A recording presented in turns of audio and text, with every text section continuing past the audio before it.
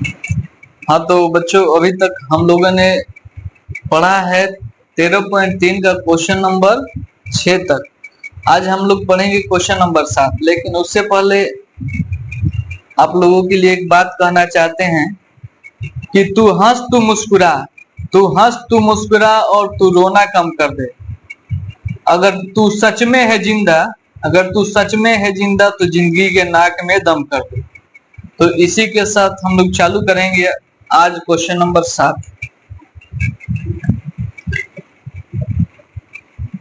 कह रहा है क्वेश्चन, देखिए कि 32 सेंटीमीटर ऊंची और आधार की त्रिज्या कितनी है, 18 सेंटीमीटर वाली एक बेलनाकार बाल्टी रेत से भरी। यानी एक बेलनाकार बाल्टी है जिसका ऊंचाई दिया है और त्रिज्या दिया है, जिसमें बाल्टी भरी हुई है रेत से।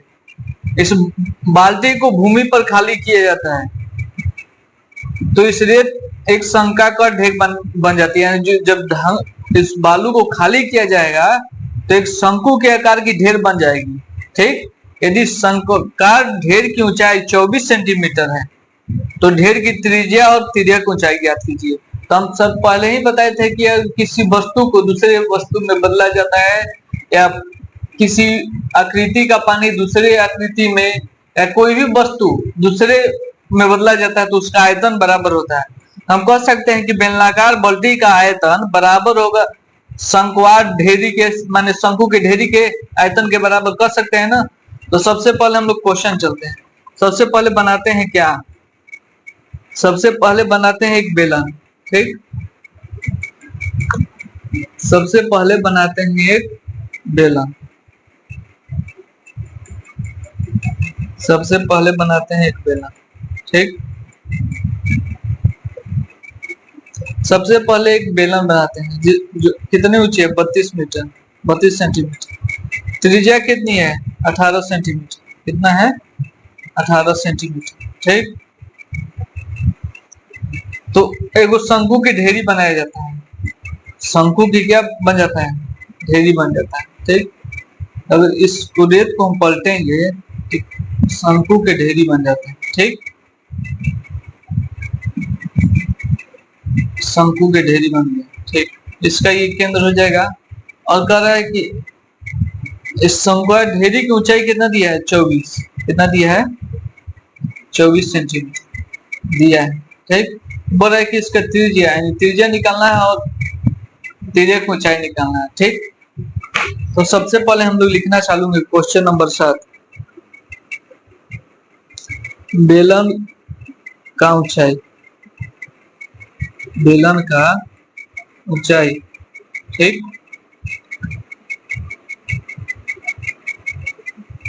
बेलन का ऊंचाई यानी h बराबर कितना, बेलन का ऊंचाई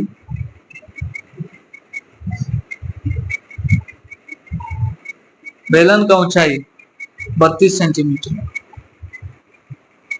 उसके बाद बेलन का त्रिज्या कितना है, बेलन का त्रिज्या r बराबर कितना, 18 सेंटीमीटर। फिर शंकु का ऊंचाई कितना है,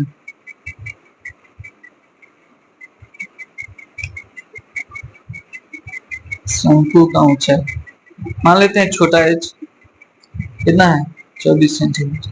ठीक, तो बेलन को बदला जा रहा है किस में, शंकु के ढेर में। तो हम कह सकते हैं कि बेलन का आयतन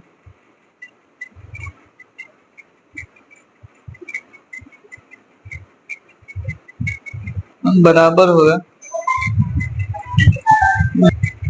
हम कह सकते हैं कि बेलन का आयतन बराबर होगा शंकु के आयतन के। क्योंकि बेलन में जो रेत था उसको अगर पलटा जाता है तो शंकु का ढेर बन जाता है। तो यानी बेलन का आयतन बराबर होगा शंकु के आयतन के। ठीक, अब हम लोग चलते हैं। तो ये बताइए बेलन का आयतन कितना होता है, बेलन का आयतन होता है पाई आर स्क्वायर। इसका त्रिज्या कितना है, बड़ा है। ऊंचाई कितना है, बड़ा h। शंकु का कितना है, 1/3 पाई। इसका त्रिज्या मान लेते हैं क्या होगा, इसका त्रिज्या मान लेते हैं कि माना शंकु का त्रिज्या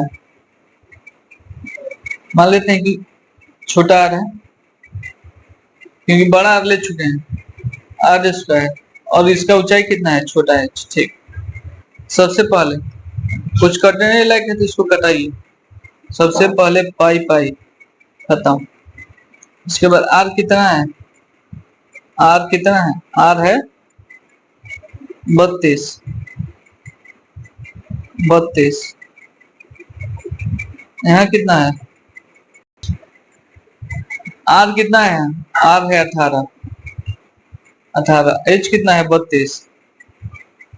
छोटा आर हमको नहीं पता है, आर स्क्वायर लिखिए। एच कितना है, एच है, एच है कितना 24। एच कितना है 24। ठीक, तो इसको देखिए कहीं कट रहा है, कहीं कटने लायक है। सबसे पहले 1/3 भी है, 1/3 है, ऊपर वाला 1/3। अब 1/3 को इससे कटा दिए 8 बन। अब तो कटने लायक है, देखिए तो अगर नहीं लाया तो उसी तरह छोड़ दीजिए। 18 इंटू 18 इंटू 32 बटा में 8, कितना बन में 4 बन में जाएगा, यानी आर स्क्वायर बराबर कितना हो गया 18 इंटू 18 इंटू 4। तो आर बराबर जब स्क्वायर हटता है तो उधर अंडर रूट आ जाता है, 18 18। 4 को हम क्या लिख सकते हैं, 2 गुणे 2 लिख सकते हैं। 4 को 2 गुणे 2 लिख सकते हैं। देखिए 2 को 18, तो 1 को 18 बाहर आ जाएगा। 2 को 18 है तो 1 को 18 बाहर, अब 2 को 2 भी है तो 1 को 2 बाहर आ जाएगा, यानी आर बराबर कितना हो गया 36 सेंटीमीटर। आर बराबर 36 सेंटीमीटर। आर निकल गया। अब हमको क्या चाहिए, इसका तिर्यक ऊंचाई, यानी तिर्यक ऊंचाई एल। क्या चाहिए हमको, तिर्यक ऊंचाई। और एल बराबर क्या होता है, under root H square plus R square. Under root H square plus R square. H का मान कितना है,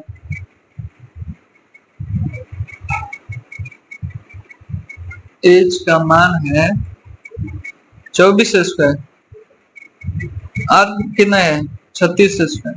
ठीक, देखिए अब इसको दो ऑप्शन है, या तो 24 का स्क्वायर लिखिए और 36 का स्क्वायर, नहीं तो दूसरा ऑप्शन ये है कि 24 को हम 12 इंटू 2 लिख सकते हैं, तो इसको लिख दिए 12 का स्क्वायर इंटू 2 का स्क्वायर, 36 को 12 का स्क्वायर इंटू 3 का स्क्वायर। ठीक, अब चलते हैं हम इधर।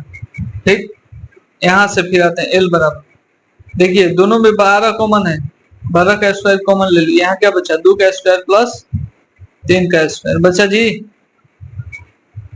ठीक, देखिए 2 को बाहर है 12 है, यानी 12 का स्क्वायर, तो 2 को 12, 1 को बाहर 12, तो अंदर क्या बच गया 4 प्लस 9, और 4 और 9 कितना होता है, 4 9 होता है 13, यानी एल बराबर कितना आ गया हमारा 12 रूट 13। आर बराबर है 36 और एल बराबर 12 रूट 13। इसको उतारना है, उतार लीजिए अच्छे से। कोई दिक्कत होगा कमेंट में लिखिएगा। ठीक है, अब हम लोग चलते हैं अगले सवाल की ओर। तो बच्चों हम लोग चलते हैं क्वेश्चन नंबर 8वें की ओर। इस 8वें और 9वां देखिए इसमें थोड़ा सा कॉन्सेप्ट का चेंज किया है, बाकी सब वही है लेकिन थोड़ा सा चेंज किया। ठीक, बोले 6 मीटर चौड़ी, यानी इसका चौड़ाई कितना हो गया 6 मीटर, और 1.5 मीटर गहरी, यानी गहराई यानी ऊंचाई कितना हो गया 1.5 मीटर। एक नहर है, नहर में पानी बह रहा है 10 किलोमीटर प्रति घंटा की चाल से। तो ये बताइए जो नहर होता है वो किस आकार का होता है, देखिएगा ध्यान से। तो उसमें लंबाई है, ऊंचाई है और चौड़ाई है। लंबाई ऊंचाई चौड़ाई क्या चाहिए, वो घनाभ हो जाएगा। नहर एक तरह का घनाभ है, तो घनाभ का आयतन कितना होता है, लंबाई गुणे चौड़ाई गुणे ऊंचाई। ठीक, लेकिन इसमें देखिए लंबाई नहीं दिया है, दिया है चौड़ाई और गहराई, और जो दिया है कि 10 किलोमीटर प्रति घंटा की चाल से चल रहा है। तो 30 मिनट में यह नहर कितना क्षेत्रफल सिंचाई करेगा, तो बोल रहा है कि 30 मिनट में ये जो नहर है कितना सिंचाई करेगा, जबकि सिंचाई के लिए कम से कम 8 सेंटीमीटर गहरा पानी होने का आवश्यकता है। जब हम खेत में इसका सिंचाई करेंगे तो कितना पानी होना जरूरी है? जरूरी है 8 सेंटीमीटर। गहरा माने ऊंचाई, ऊंचाई दे दिया, ठीक। तो एक चीज हमको और यहाँ पे समझने का कॉन्सेप्ट के रूप में जरूरत है कि देखिए, अगर किसी भी कोई भी वस्तु 3D आकृति है, ठीक, 3D आकृति है कोई भी वस्तु, तो मान लीजिए ये क्या है? घनाभ है, घनाभ है ना, घनाभ है, ठीक ठीक, ये घनाभ है। तो घनाभ का आयतन होता है क्या? घनाभ का आयतन बराबर क्या होता है? लंबाई गुणे चौड़ाई गुणे ऊंचाई। और ये बताइए, लंबाई गुणे चौड़ाई को हम क्या कर सकते हैं? क्षेत्रफल कर सकते हैं। अब लोग पढ़े हैं कि क्षेत्रफल बराबर लंबाई गुणे चौड़ाई, तो लंबाई गुणे चौड़ाई को भी क्या कर सकते हैं हम लोग? क्षेत्रफल, ठीक, क्या कर सकते हैं? क्षेत्रफल और गुणे ऊंचाई। तो एक फॉर्मूला और याद रखिएगा कि आयतन, किसी भी चीज का आयतन, किसी भी चीज का आयतन बराबर होता है उसके क्षेत्रफल गुणे उसके ऊंचाई के, उसके क्षेत्रफल गुणे ऊंचाई के। जैसे कि मान लीजिए कि बेलने है, बेलन का आयतन कितना होता है? बेलन का आयतन होता है पाई आर स्क्वायर एच, ठीक। और बेलन बनता कैसे? वृत्त को एक पर एक वृत्त को ऐसे हम एक पर एक रखते चले जाएंगे, एक पर एक ऐसे ऊंचाई हासिल कर लेगा ना। तो बेलन कुछ नहीं है, वृत्त को ऐसे एक पे एक रखते जाएंगे और कुछ ऊंचाई हासिल कर देता है, वही क्या हो जाएगा? उसका बेलन हो जाएगा वृत्त का। वृत्त में अगर ऊंचाई दे देंगे तो क्या बन जाएगा? बेलन। और पाई आर स्क्वायर को हम क्या लिख सकते हैं? क्षेत्रफल लिख सकते हैं, क्षेत्रफल गुणा ऊंचाई। तो एक चीज याद रखिए, किसी भी चीज का आयतन बराबर होता है उसके क्षेत्रफल गुणे उसके ऊंचाई के। इतना बात याद रहेगा कि किसी भी चीज का आयतन बराबर होता है उसके क्षेत्रफल गुणे ऊंचाई के। किसी भी चीज का आयतन बराबर होता है क्षेत्रफल गुणे ऊंचाई के, ठीक। अब हम लोग चलते हैं सवाल की ओर, इसके और चलते हैं सवाल की ओर, ठीक। क्वेश्चन में कह रहा है कि 6 मीटर चौड़ी है। तो मान लेते हैं कि ये हमारा एक नहर हो गया, ये नहर होता है, इससे पानी बहता है ना, दोनों तरफ से उठा रहता है। तो ये नहर का हमारा क्या हो जाएगा? एक तरह से चौड़ाई हो जाएगा, ठीक, ये चौड़ाई हो जाएगा। ये क्या हो जाएगा? ये हो जाएगा ऊंचाई, ऊंचाई हो जाएगा ना, क्या हो जाएगा? ये ऊंचाई, ठीक, चौड़ाई और ये ऊंचाई, ये क्या हो जाएगा? ये इसका लंबाई हो जाएगा, ये क्या हो जाएगा? लंबाई हो जाएगा ना, ठीक है। अब हम लोग देखते हैं कि इसका चौड़ाई तो दिया है, ऊंचाई भी दिया है, लंबाई नहीं दिया है। तो लंबाई इसको निकालने का हम लोग प्रयास करते हैं, ठीक। इसको क्वेश्चन नंबर 8 और 9 को थोड़ा ध्यान से रखिएगा, इसमें थोड़ा सा खाली कॉन्सेप्ट चेंज है, बाकी सब क्वेश्चन में वही है, ठीक। तो आगे हम लोग चलते हैं क्वेश्चन की ओर, ठीक। सबसे पहले जो जो दिया है उसको लिखना चालू करते हैं, ठीक। जो जो दिया है उसको लिखना चालू करते हैं। नहर का चौड़ाई, नहर का चौड़ाई कितना है? बी बराबर कितना दिया है? 6 मीटर, ठीक। उसके बाद गहराई यानी नहर का ऊंचाई, नहर का ऊंचाई कितना दिया है? एच बराबर 1.5 मीटर, कितना? 1.5 मीटर, ठीक दिया है। अब लेकिन लंबाई नहीं दिया है, लंबाई नहीं दिया है, लेकिन ध्यान से पढ़िएगा तो कह रहा है कि 10 किलोमीटर प्रति 4 से बढ़ रही है, 10 किलोमीटर प्रति घंटा की। नहर कितना बढ़ रही है? नहर 10 किलोमीटर प्रति घंटा की चाल से बढ़ रही है, ठीक। 10 किलोमीटर प्रति घंटा यानी हम कह सकते हैं कि एक घंटा में कितना? 10 किलोमीटर बह रही है, बह सकते हैं ना। ठीक, 1 घंटा को अब हम दूसरे रूप में लिख सकते हैं कि 60 मिनट।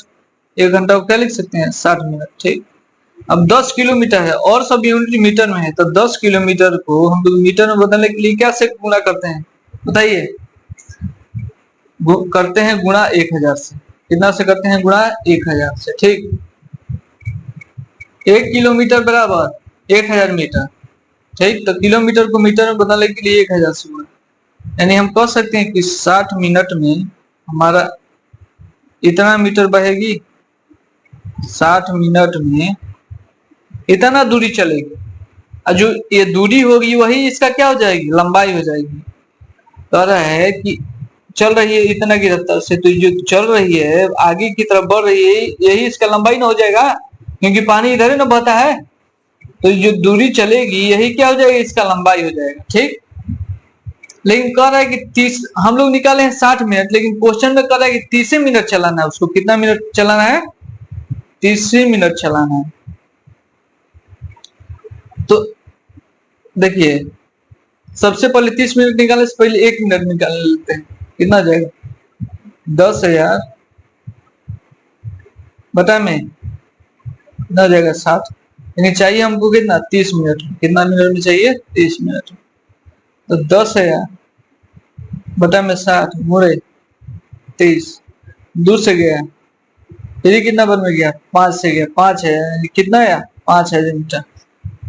आपका 30 मिनट में कितना चला, 5000 मीटर। यानी हम कह सकते हैं कि लंबाई हमारा हो जाएगा कितना, 5000 मीटर। लंबाई कितना हो जाएगा, 5000 मीटर। चौड़ाई दिया था, ऊंचाई दिया था, लंबाई नहीं दिया था। लंबाई हम निकाल लिए, बोल रहा है 10 किलोमीटर प्रति घंटा से, यानी 1 घंटा में कितना, 10 किलोमीटर चल रहा है, और जो 1 घंटा में चलेगा वही उसका लंबाई चले हो जाएगा। और 1 मिनट को हम लोग 1 घंटा को 60 मिनट लिख सकते हैं, और किलोमीटर को मीटर में बदल दिए। फिर लेकिन हमको कह रहा है कि 30 मिनट में, तो फिर 1 मिनट बराबर इतना, तो 30 मिनट का निकालिए। 30 मिनट में कितना चला, इतना। तो अब हम कह सकते हैं, अब देखिए, जब लंबाई, ऊंचाई और चौड़ाई आ गया, हम क्या नहर का आयतन नहीं निकाल सकते हैं, निकाल सकते हैं। नहर का आयतन, नहर का आयतन क्या हो जाएगा, LBH। LBH, देखिए LBH, L कितना है, 5 है, B कितना है, 6, H कितना है, 1.5। इसका गुणा कीजिए, 5 6 के 30, और एक जीरो खत्म हुआ, तो बचा 15, 15 तिया 45, यानी कितना हुआ, 45,000 मीटर क्यूब। 30 मिनट में ये पानी अपने अंदर इतना ले लेता है, यानी सबसे पहले वो नहर है, इस रूप में, घनाभ के रूप में 30 मिनट में इतना पानी ले लेता है। ठीक, 30 मिनट में अपने अंदर इतना पानी ले लेता है। ठीक, इसको सिंचाई करना है, एगो खेत है, सिंचाई करना है। ठीक, एगो खेत है, इसमें सिंचाई करना है हमको। ठीक, खेत है, सिंचाई करना। ऊंचाई कितना होना चाहिए इसका, 8, बोल रहा है 8 सेंटीमीटर। ऊंचाई कितना है, 8 सेंटीमीटर। ठीक, लेकिन और सब है किस में, मीटर में।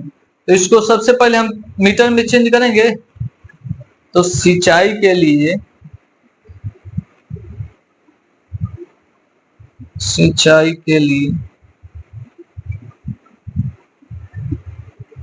सिंचाई के लिए